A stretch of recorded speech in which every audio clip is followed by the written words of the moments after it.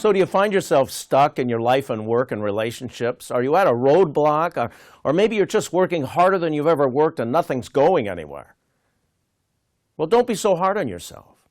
Over the years, I've worked with hundreds of organizations and individuals, guiding them to what they need to be or meant to be. In all the work I've done, I've identified that there are 6 things you need to consider to move forward.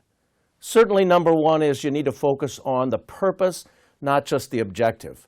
In other words, what's the reason for which you're doing something, not how good are you doing it. Purpose elevates you, brings energy to what you're doing, and helps you move forward. Number 2, you need to build a community around yourself that supports that purpose. People who know what you're doing, who can support you. If I ask your friends, relatives, and acquaintances what you do and they cannot tell me, where's your energy coming from? If I ask the people in your organization what your organization does and they're not all on the same page, how do you have sustainability? Number 3 is we spend most of our time focusing on our skills. Those are things we've learned to do. Those are the functionalities of our relationships in our life. Most of us never focus on gifts. Most of us don't know what our gifts are. Gift is something that's given to you. You're created with a gift. It's natural for you, and you probably can't even explain it. But if we live in gift, our sustainability and energy is always higher. Number 4 is, do we language our destination?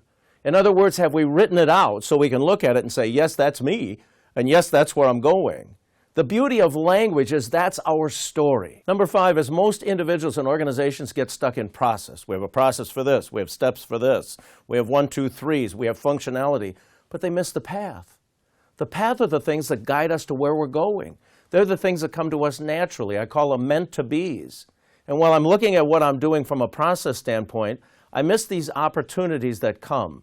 The path is taking the steps toward what's coming to you. Not just trying to figure out the things I need to do to get to where I don't know I'm going. And then finally, number 6, and truly not finally, because it resonates in all of these, is the faith that overcomes the fear to take a step forward. The Lord brings to us a divine inspiration that we all need to look at, that opens our world to something bigger than us, so we're never alone. He says, I don't find you. And the reason I don't find you is you're in the past regretting something, or you're in the future fearing something. Let's get into the now in your life. I'm Thom, and some of my most significant relationships have started with simple conversation. If you're interested in any of this, let's talk.